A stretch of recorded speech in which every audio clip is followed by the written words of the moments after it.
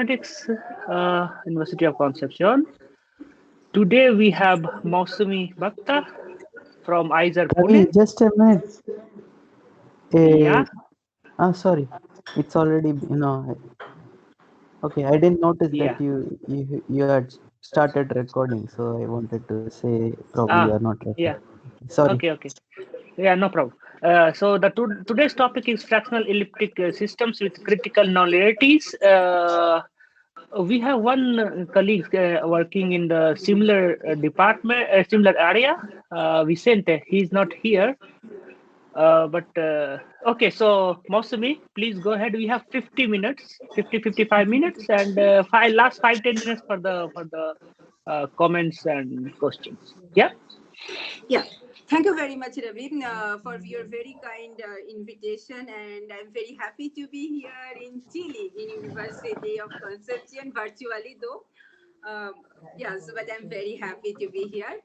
So, as Ravi mentioned, that I will talk about fractional elliptic system with critical nonlinearities, and it's a joint work with my student Shakti Chakraborty and great mathematician Patricia Pucci and Olympio Miyagaki.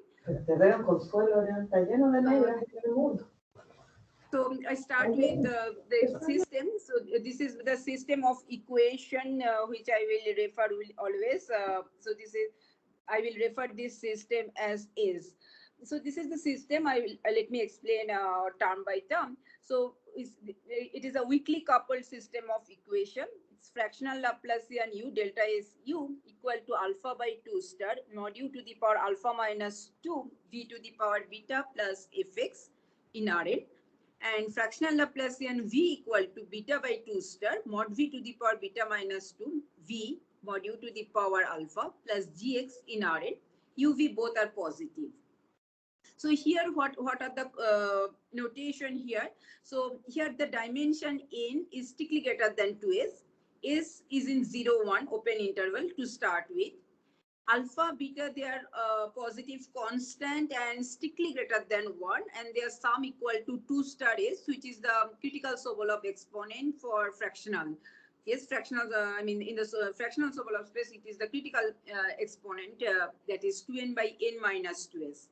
F and G, they are non-negative functionals in the dual space of Hs dot Rn. So I will just explain in a minute what do I mean by Hs dot Rn and what do I mean by this, the operator delta minus delta is u.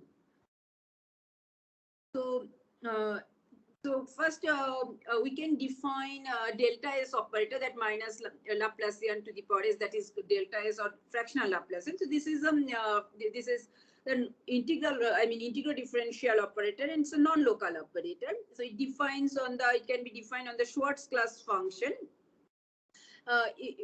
using this. I mean this way we define it. So it is what you see, that you see the integral. So there is a singularity here. So at y equal to x. So what you do is that we define it in the sense of principal value. So what you do is that you take a small ball around x and just remove that ball and integrate it in the complement of that ball and take epsilon goes to 0. CNS is a constant.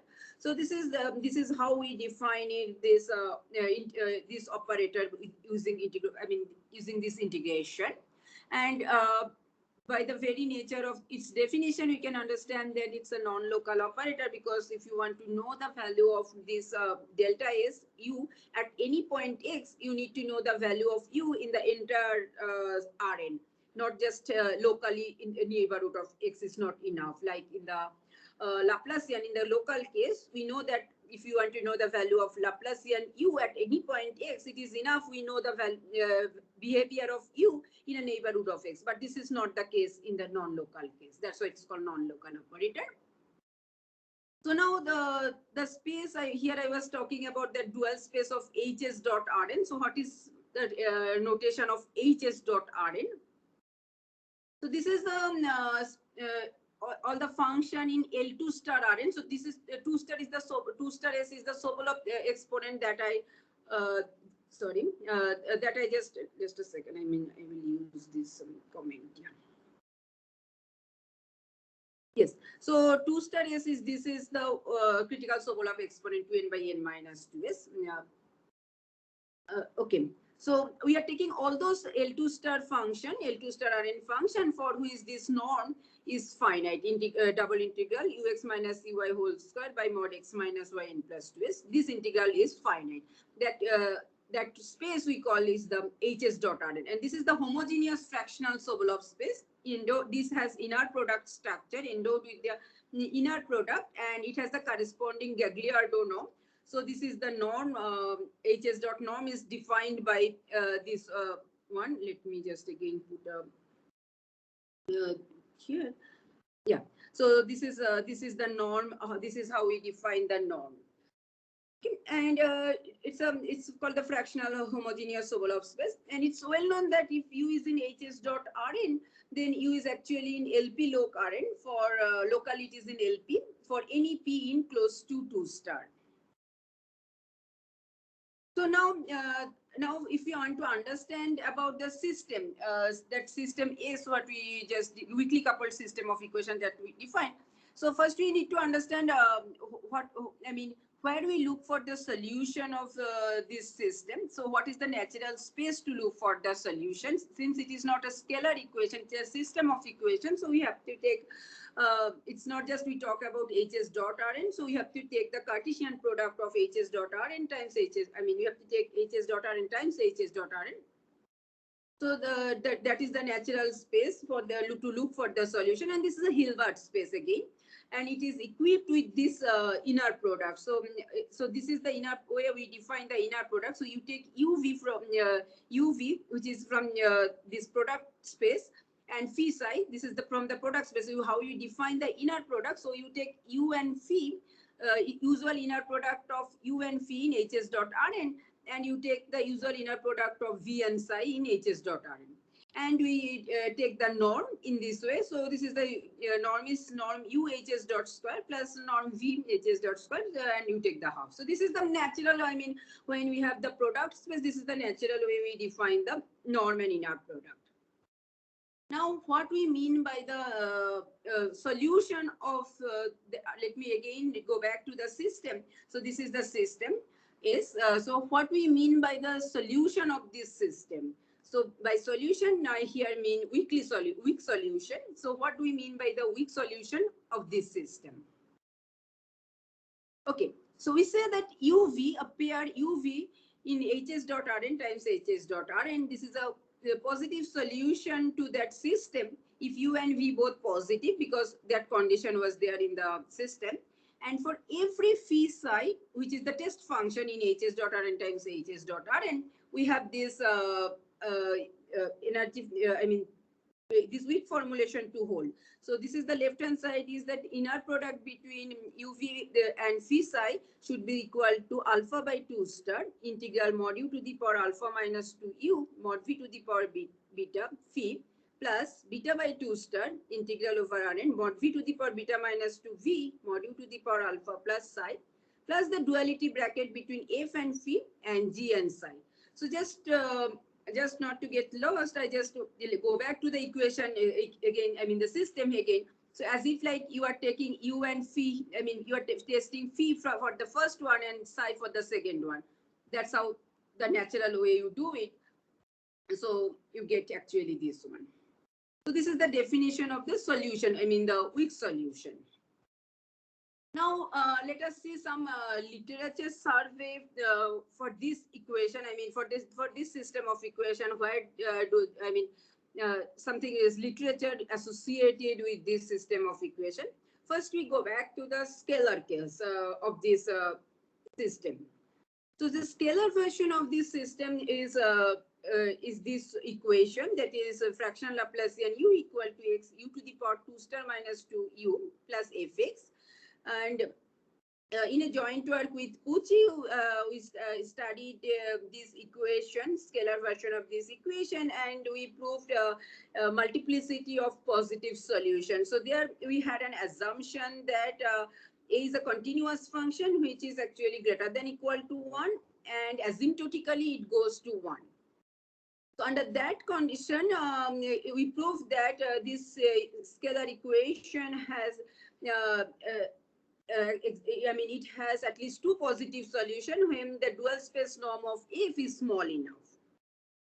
Okay, so like if I mean, it is the, I mean, if you take A is equal to identically 1, then it is just exactly the scalar version of the system that we are talking about. Now, as I was saying, that the literature associated with this. So first, let us go back to the local case and scalar case. So this was not local case. This is still non-local. So let us go back to the local case, usual classical Laplacian case, and the scalar one. So this kind of problem scale in the local and scalar case involving critical Sobolev exponent was first treated in the pioneering paper by Brazis and Nirenberg in 1989, where existence were proved. And then later, the existence result was extended to the multiplicity result by Tarantello in 1992. So this kind of problem was studied in several several directions, and just to mention few of them, we mentioned here work of Chow Zhu 1996, Marcos Medeiros Severo 2009, Squasina 2004, Yam 2008 for more general perturbations. Versions for systems were also extended in the work of Han 2006. His Quasina Zhu 2016, Zhang Liu 2005. Elliptic equations, elliptic system of equations arise in many, I mean, it has in many applications. For example, it has biological application. It has, I mean, in biological application, I mean, it appears in population dynamics. It has physical application. For example, in model of nuclear reactor. So we just here mention some of the work in that direction where the system of equation were studied. This kind of system of equations studied in the local case.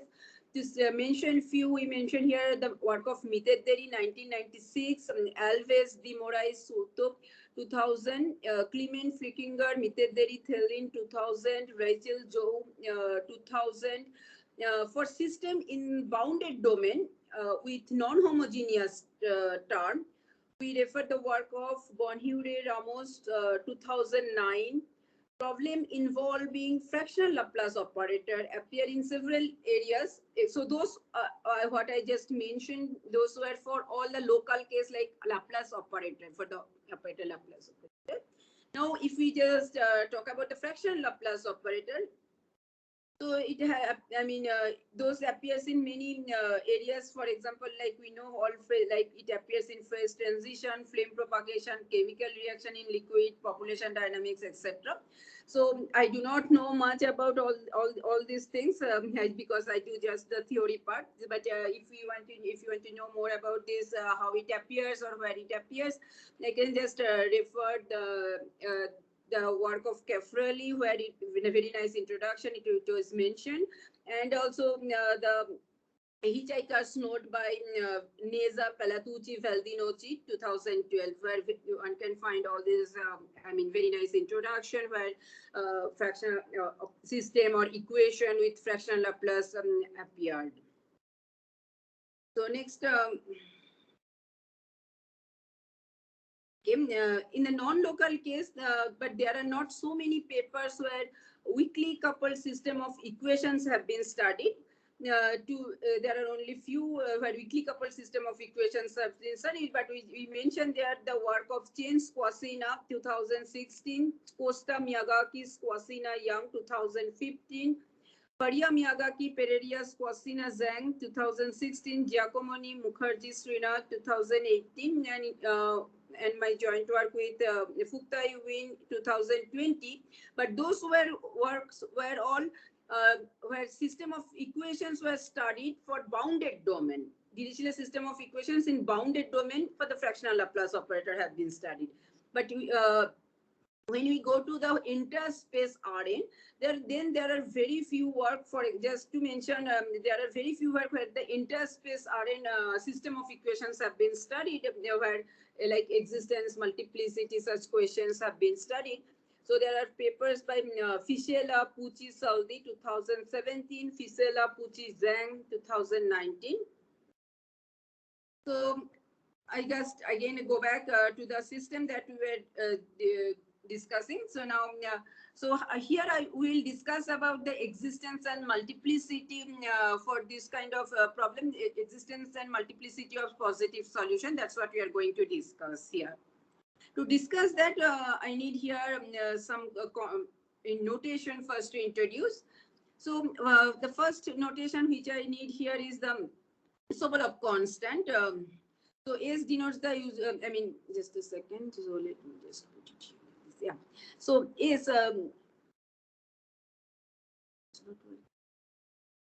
So this is the I mean standard fractional Sobolev constant, which is defined by the by taking the infimum over norm u hs dot norm square divided by integral norm u L2 star 2 by 2 star. So this is the standard way how we define fractional Sobolev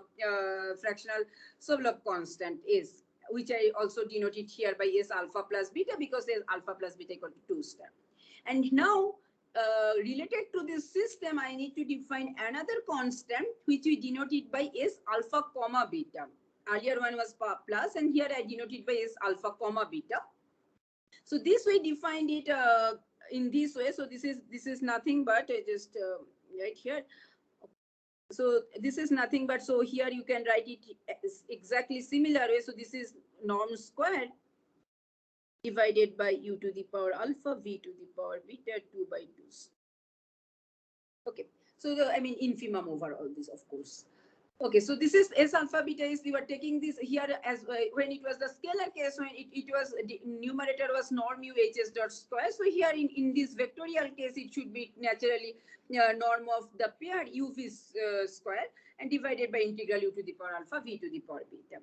So this is my S alpha comma beta. So this I'm going to use this notation in next few minutes. Now we all know that when S alpha plus beta equal to, I mean S alpha plus beta, which is actually S, this is actually achieved by W, where W is the unique positive solution of this fractional Yamabe problem. So this is I will refer it by W. Then I mean when I will refer that small w is a solution of capital W, that means I'm talking about this fractional Yamabe equation. So we know that S alpha plus beta is achieved by this unique positive solution of this, unique in the sense that up to translation and dilation. So this is known from the famous paper by Chen Liu 2006. Okay. Now the question is that what is the relation between S alpha plus beta and S alpha comma beta? So these are there are two Sobolev constant here. One is the scalar case and it is in the vectorial case. Question is that what is the relation between them? Okay, yeah, so that's the first question. So this question was addressed by Faria, Miyagaki, Pereira, Squasina, Zhang in their joint work in 2016. So they proved that for all alpha beta which are strictly greater than 1 and alpha plus beta less than equal to 2 star S. So it is not, so in this, for this system of equation in this talk I'm talking about equal to 2 star S, but this result is valid in particular for less than equal to 2 star S, this relation S alpha beta and S alpha plus beta, this relation. So they prove that S alpha comma beta and S alpha plus beta is related by this relation. Okay, and not only that, they have proved that if W achieves S alpha plus beta, then BW comma CW, this pair will achieve S alpha comma beta for all positive constant B and C, such that B by C equal to root over alpha by beta. Okay, so like we know that S alpha plus beta is achieved by W. So now we know S alpha comma beta also achieved by something like BW CW. So now that we can let us define something called ground state solution. So by the word ground state solution, you all know that is the least energy solution, the ground state solution or least energy solution. So we say that a pair UV is a ground state solution for S, for the homogeneous problem, I mean homogeneous problem means F equal to 0, G equal to 0. For the homogeneous problem, I mean homogeneous S, ground state solution of homogeneous S, if UV is the minimizer of S alpha comma beta. I mean, one can actually see that if it is a energy is minimum, then it actually minimizes. It is a minimizer of S alpha comma. So this is my definition of ground state solution. If UV is a ground state solution, that means UV is a minimizer of S alpha comma beta. So now from this result of Faria-Miyazaki et al., what we can see that our homogeneous system, that is F equal to 0, Z equal to 0. So for homogeneous system admits a ground state solution. Okay, because of this result of Faria-Miyazaki et al. So we have a ground, so we know the existence of a ground state solution. Now, so the question is now, is the ground state solution unique? So that's the first question we would like to address here, that if the ground state solution unique for the homogeneous case I'm talking about. Okay, so this is the first, this is the question we addressed in our work and in a joint, when we have proved that if this is actually ground state solution for the homogeneous system is actually unique. In fact, what we proved that if U naught V naught is a minimizer of S alpha comma beta, then U naught V naught must be of the form BW comma CW, where B by C equal to root over alpha by beta. And W, where W is the unique positive solution of capital W. So that is the unique positive solution of the fractional Yamabe problem. So I just show you again. So this is the fractional Yamabe equation. So the small w is the solution of this. So this gives the proves the uniqueness of ground state solution for the homogeneous problem. Okay. So next question what arises is that okay, ground state solution is unique. So the question is that, can you say that homogeneous system itself has the unique solution? Does it have unique? Can you say about the uniqueness of for the homogeneous system itself, not just ground state, but that is still open? I mean, we expect, but it's not yet proved, so it is still open. So next question that we can ask that, okay, for the homogeneous system, at least we understand about the ground state solution is unique and we have the existence of solution, etc. So now if we add a small perturbation to the homogeneous system by adding a small non-homogeneous term, small in the sense that in the I mean, we are adding a non-homogeneous term Fg. Fg belongs to the dual space and it has a norm is small. So question is this, does still that system have uniqueness? So that is the second question that we like to address. And in our work, we prove that, answer that question. We show that, we prove that if F and G are non-trivial, non-negative functionals in the dual space of Hs dot Rn with kernel of F equal to kernel of G, they, and if their dual space norm of F and dual space norm of G is small enough. I mean, we also specify how small it should be. So if it is less than equal to this one, and this C naught is a constant, purely depends on N and S. So this is the one. So if this is small enough, then the system, I mean, non-homogeneous system admits at least two positive solutions. Okay. And next, if F identically equal to G, but alpha not equal to beta, or vice versa, then UV has the property that U is not equal to V. I mean, so it does not reduce to the equation, scalar valued equation. So it is indeed solution, UV is indeed the solution of the system. It does not reduce to the scalar equation. Okay, I just here give a very brief sketch of proof, just a very brief sketch of uniqueness proof, uniqueness for the ground state solution, homogeneous ground state solution.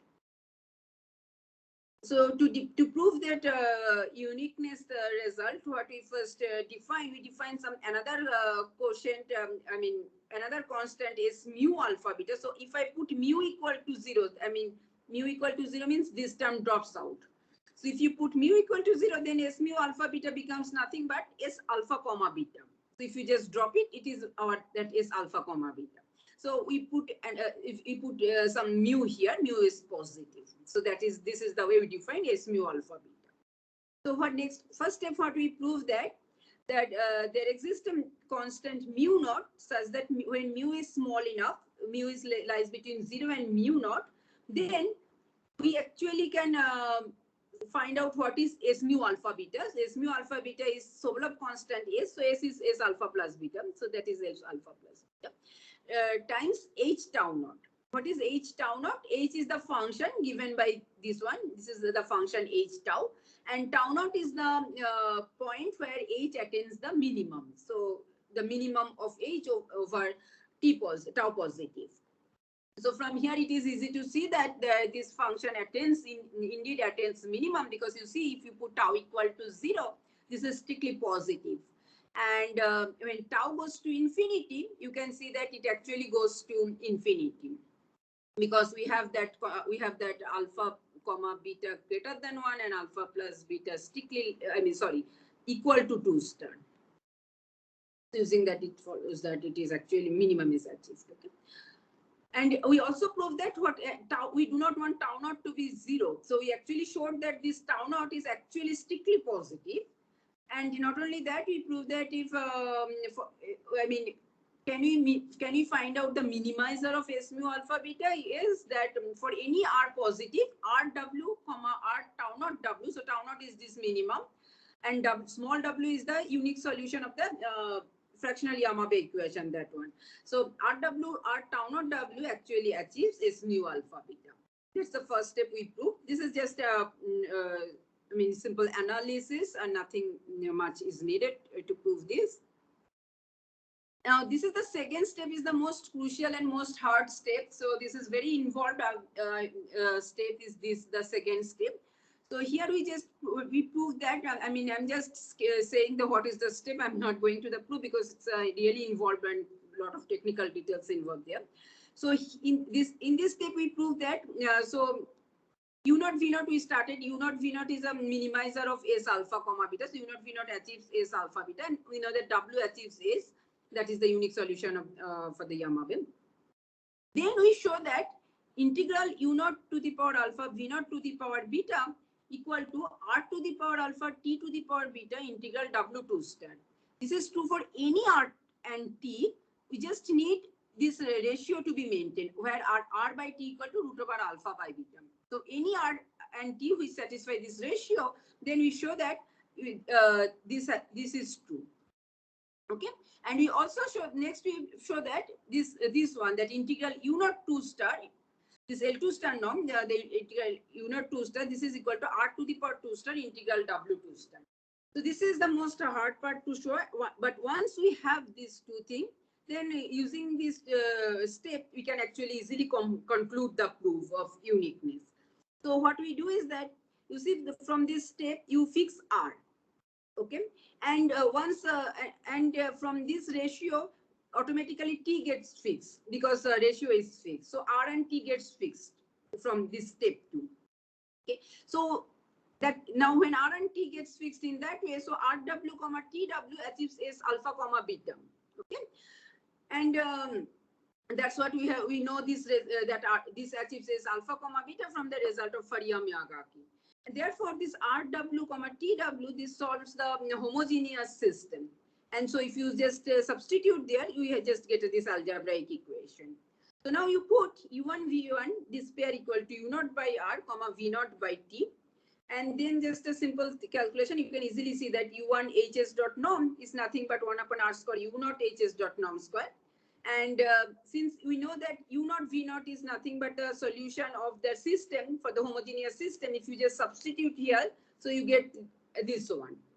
And now, if you use this step, this one, if you use this identity here, so from here we get this result one, and using this algebraic relation, we see that this is 1, you get it actually, this is the one. Because we know that W is the solution of the Yamabe problem. Therefore, L2 star norm of W is same as that L2 star norm of HS dot norm of W. So you get this is 1 and this is, you get this one. So what we see that U1 HS dot norm of U1 is same as HS dot norm of W.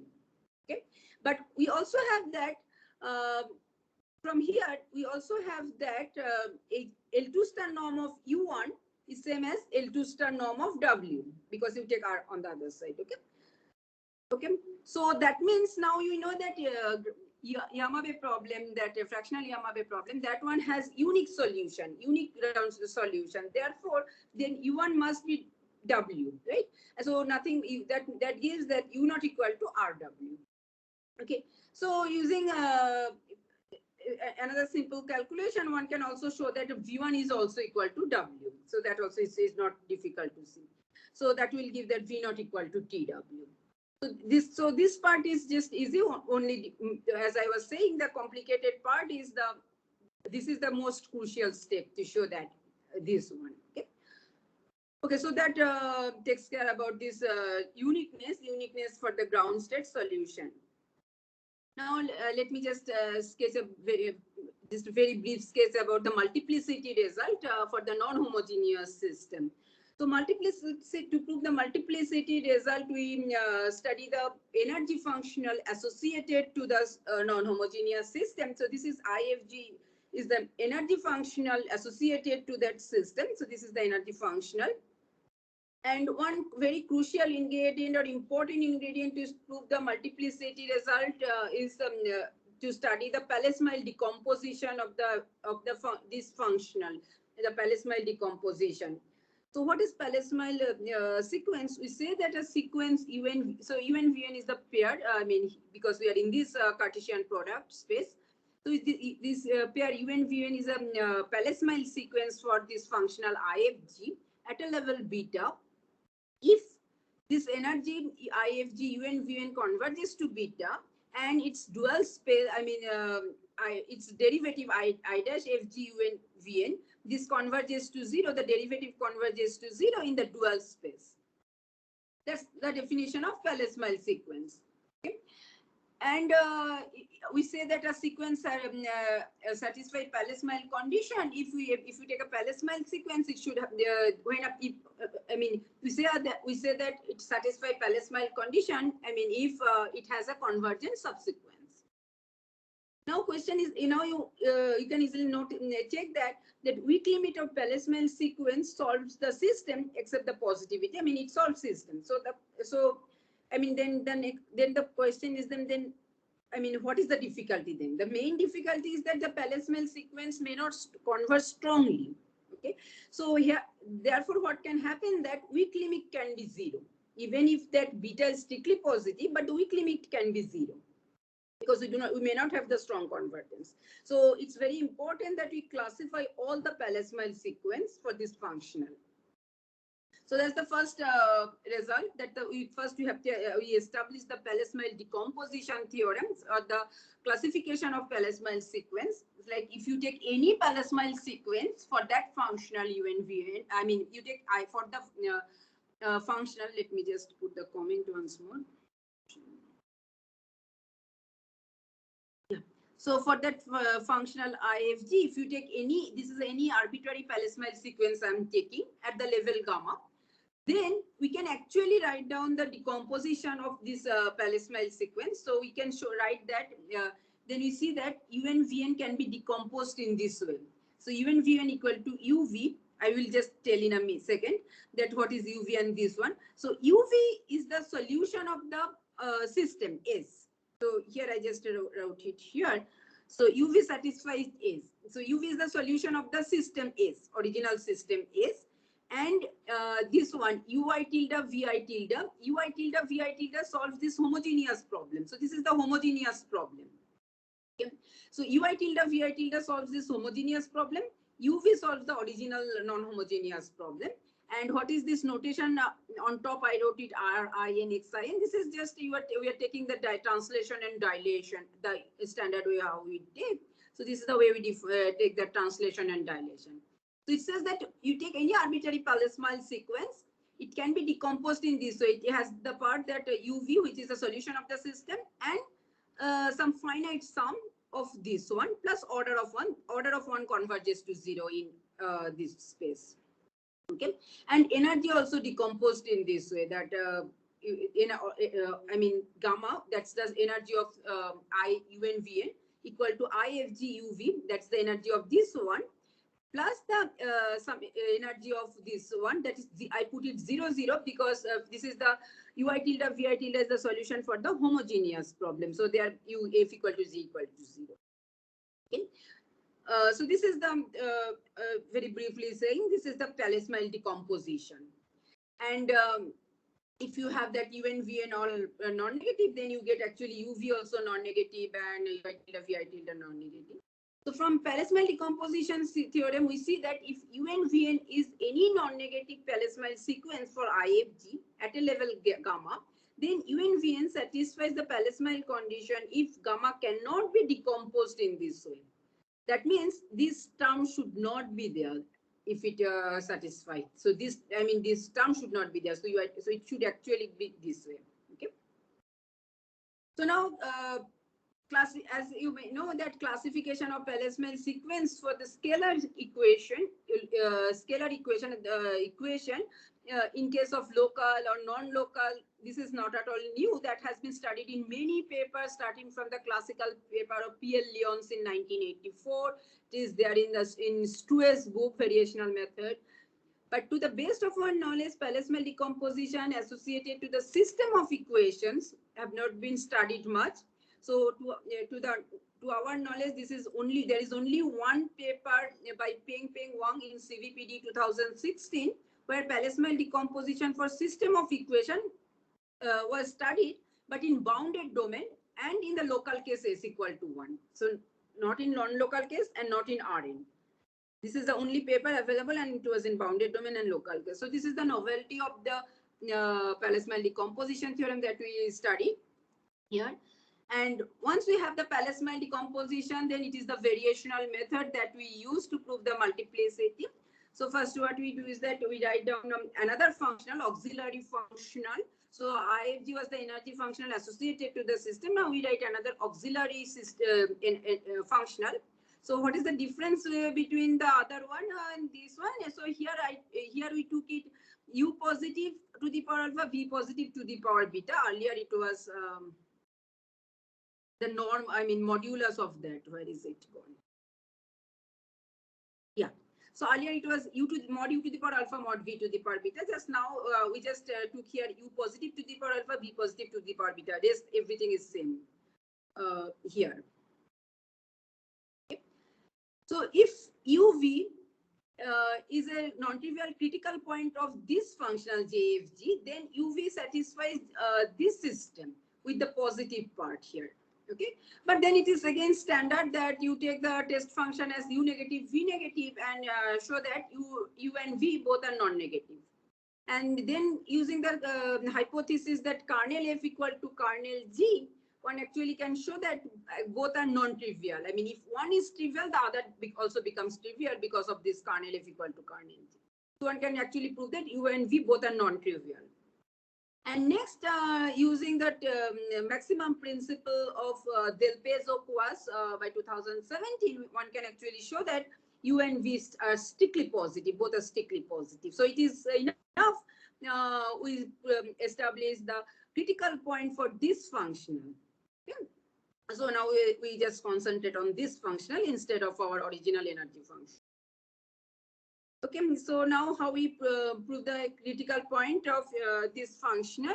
To prove the existence of two critical points for the functional JFG, what we do is that we partition this space Hs dot Rn times Hs dot Rn into three disjoint sets using this function.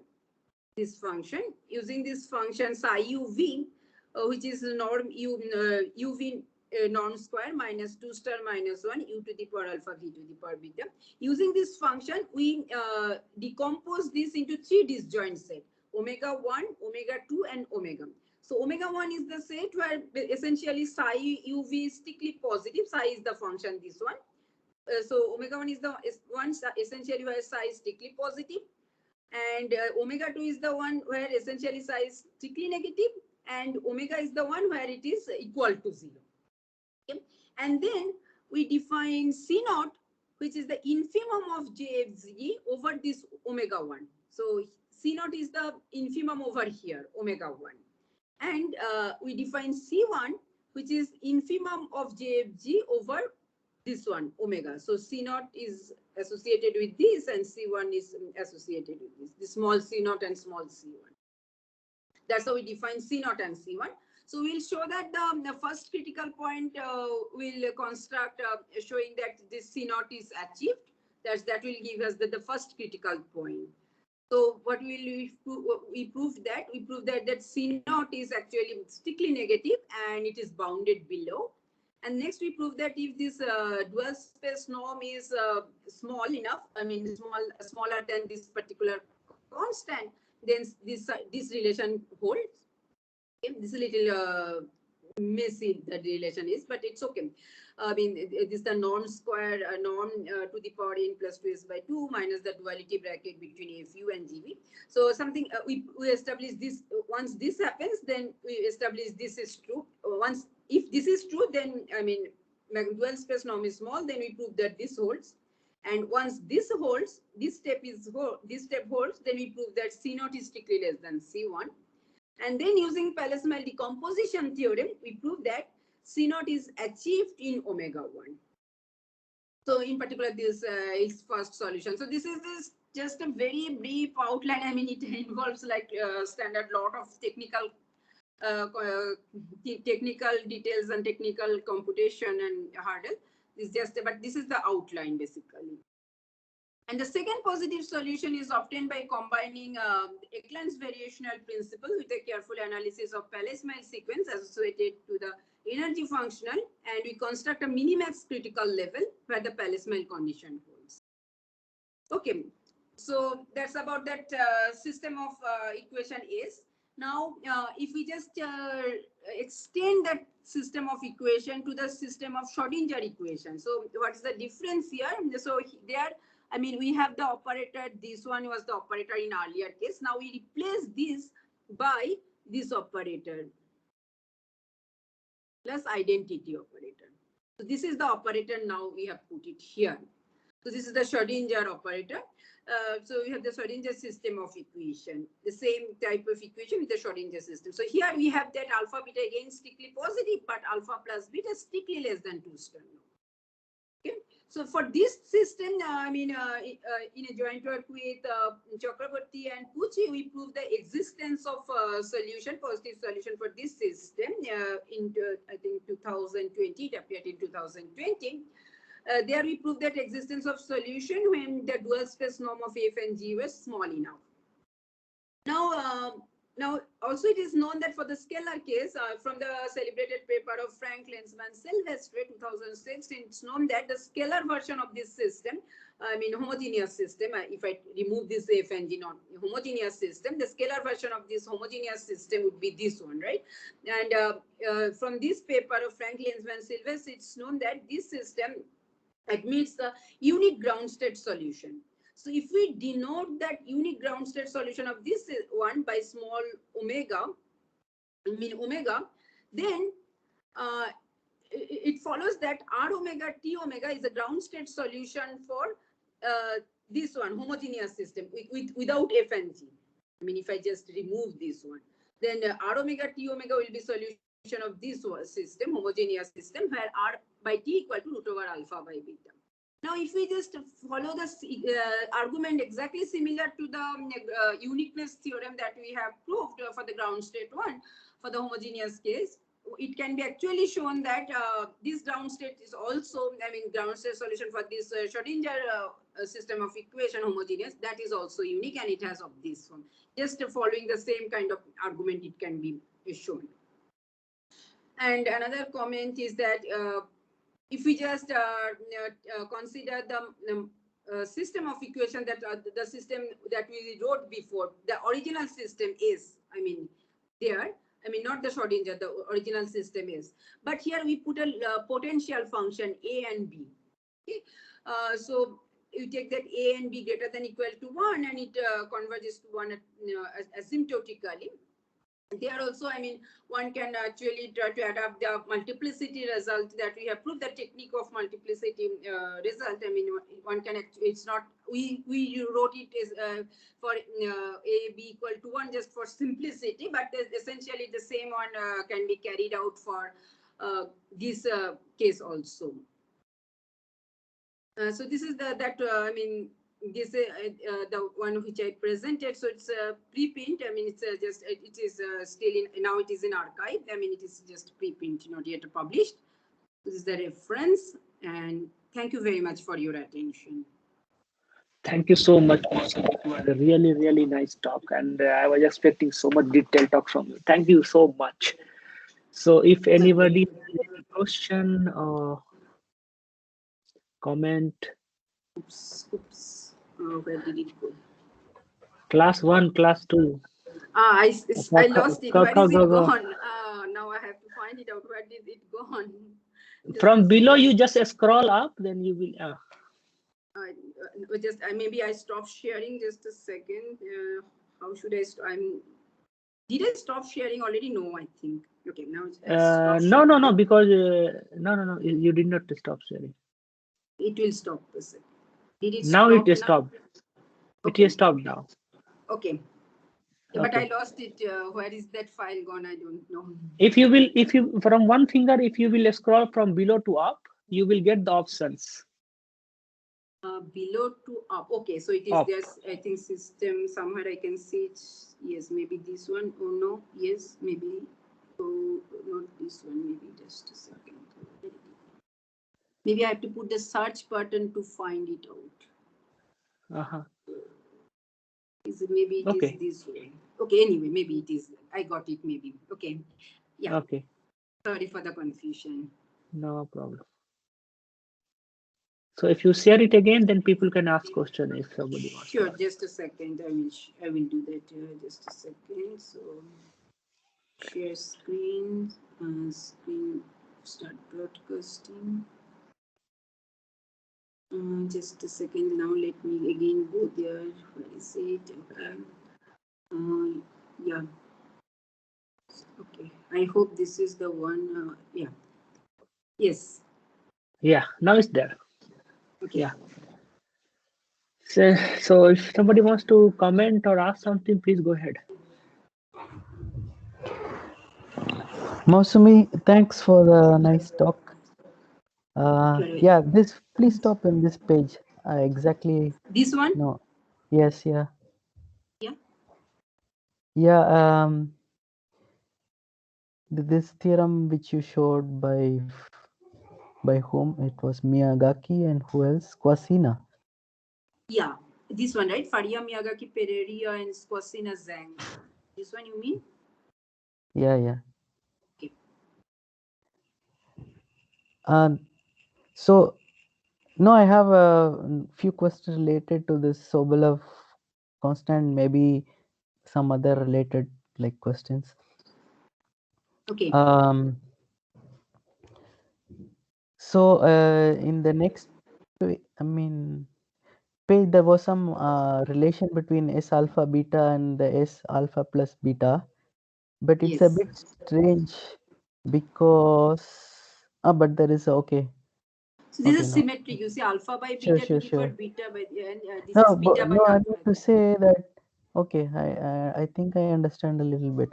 No, the S alpha plus beta depends only on the sum, but so maybe it's better to write the factor on the other side with a divided term, and so then this S alpha beta divided by this thing doesn't depend on alpha beta, it just depends on the sum finally.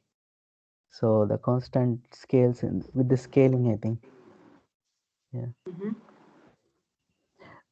No, but my question is not actually on that. So my question is to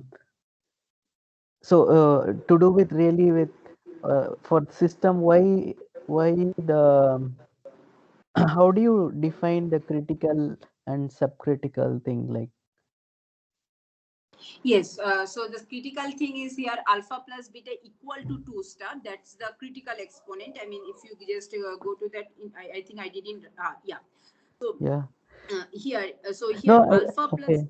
Hmm. alpha plus beta equal Hmm. to 2 star, that gives you the Hmm. critical exponent, and when alpha Okay. plus beta is strictly less than 2 star, then you get that we call that subcritical exponent. So this is basically the Sobolev inequality, right? Because if you take this portion, I mean, let Hmm. me put the end option.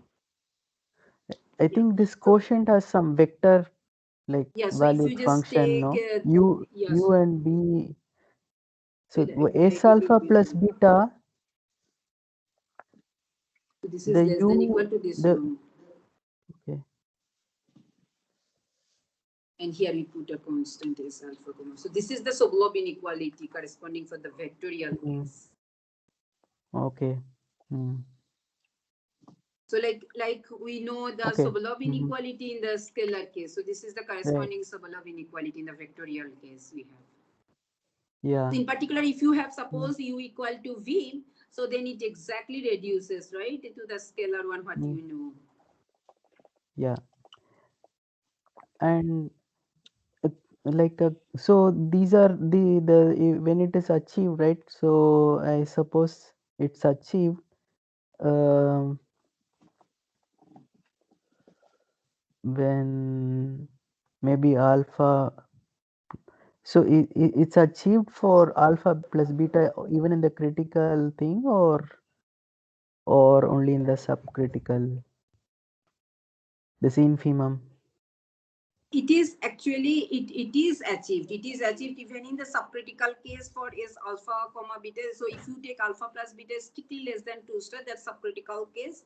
There Hmm. also it is achieved, but it is achieved by this BWCW only, where Hmm. W is the I mean W is corresponding to this one, right? W is the Hmm. corresponding one for this one. Hmm. But then there's a question, then you will not have it exactly 2 star here, right? There you Hmm. will have a change, because there you do not write S alpha plus beta in this way in the critical case. We Hmm. write in this way in the critical case. In the subcritical case, here it will come as alpha plus beta instead of 2 star. It is Hmm. alpha plus beta here. It is not HS dot. You will get some HS norm here. So Hmm. you write the corresponding Sobolev inequality with like alpha plus beta is strictly less than 2 star. So in that Hmm. case also, like we have the Sobolev inequality with LP norm. LP norm is less than that. That way we write that Sobolev inequality. So you write here alpha plus beta. In the numerator it is SS norm. Correspondingly, you will have there S alpha plus beta in the subcritical case. So small w will corresponding to that, you will have this one. Okay. So the small Hmm. w is corresponding to that one. That way. If small w achieves as alpha plus beta, then you have this BWCW for that one. Yeah. So now so if at all if that does not achieve, then you cannot talk about that. So this is a relation corresponding, I mean, one-to-one kind of relation there. Hmm. No, I mean to say when it is achieved, I think I'm like more used to the bounded domain, and so critical, subcritical um, exponents are maybe related to the compact embedding and the attainment, Yes. right? So, Yes. so if you're in an unbounded domain, so are they still achieved? Is my my doubt. But anyway, you can always take like a No. function If which it is is sub. unbounded domain, and if Hmm. it is subcritical case, that we know that, I mean, we cannot, Hmm. it is not achieved, right? In this, Okay. that we know. Okay. Okay. No, and I mean But to say this relation is true. when it is achieved, it's like an eigen function, right? So here Yes. it will become an eigen system. So my question was more, I was more interested in like meaning how can you, meaning is it like is the same like in case of a scalar case, or I mean not a system, meaning showing the positivity of the solution that the ground state is positive and so on. So I mean I didn't think you mentioned too much about that, so I was like more interested in the positivity properties and some theorems like the Krein-Rootman, and maybe what kind of, meaning also its relation to the like um, maximum or comparison principles for such systems? So that's my question actually. Okay, yeah, because I mean, we Mm. didn't look into the eigenvalue thing. I mean, we didn't investigate and didn't think in that direction for this eigenvalue thing. Yeah, but the maximum principle, yes. So we have certain kind of maximum principle here, which I mean, used to prove when we prove the multiplicity, where to show that the positivity of the solution. There you use certain kind of maximum principle, but it is essentially the maximum principle we used for the scalar equation, because we choose the test function in such a way that it reduced to the equation, and that way we use the maximum principle, not as such for the system, but we adapted it from the equation only. Okay. I do not know exactly for system. I think there is no such a maximum principle. No, Because we are not. for local case, I think there are some interesting papers, some at least 15-20 years back, more maybe, by Maria Esteban and Siracov and Yes. Quas, and so Yes. Yes, in the local case it is there. yeah. So for the non-local, if it's not known, then maybe it's interesting also to ask. I mean, even for the scalar, I mean, so okay, so meaning, do you have maximum principles for the? It must be there in the literature, right? The Caffarelli and all these people, maybe. Yeah, But no, it I mean, is. I've only seen the variational, like this thing. I've not seen anything like more like maximum principles for fractional Laplacian operator. So I think There is that's some. I mean, this is a new Hmm. paper of in 2017 by Quas, that Del Peso Quas, where there is a maximum principle for the fractional Laplace case actually, and so we just cleverly used it to get it for the system, because if you see here, because we chose the Yeah. test function psi 0, so that it reduces something like this scalar case. I mean, it gives the super solution to this scalar case, so that we can use and say that U is strictly positive. But yeah, to get it for the system. But as such for the system in the non-local case, I do not know so far, because this was it also 2017, this paper. Sure. Yeah. No, that's meaning that's my question. That's all. Thank you very much. So thank you very much for your Yes. nice comments. Yeah, but we have to stop now because the time is over. So, anybody else has some comment or something? Very fast. Very fast. So we don't have anything. So thank you again, Mosami. It was a really nice talk. Thank you so much. And yeah, so one comment for me, if you can give it very quickly. About the applications, do you see any? It means which can make me understand very quickly about the applications of the Laplacian fractional, not system, maybe some equation. Okay, so I mean, you particularly want application for this kind of particular type of equation. I mean, this kind of a scalar valued equation. You mean? Yeah. Well, so it's like what I can. There are many ways of actually treating that. So one, I can tell you that. So it is like the critical equation, critical exponent equation, right? I mean, as if maybe this is the quick way I can just send just a second. Yeah, so if you just go here, so this is like basically critical system, critical equation, critical exponent equation, correct? This equation, and you put a perturbation to it, right? Okay. This A is the perturbation. This is a perturbation. So we are taking the critical exponent equation, and we understand the critical exponent equation well. So try to perturb it, and then trying to study the existent multiplicity for that one. Just it is one way for this critical one. And if we just talk about Schrodinger system, I mean Schrodinger equation, if instead of Laplacian, if you put Laplacian, fractional Laplacian plus identity, That Mhm. has application in physics. I mean, lot of I think I just right now do not remember, but it has a lot of application. Some application in physics one. I can send you the applications, some of the Yeah, applications. that will be great. That will be great.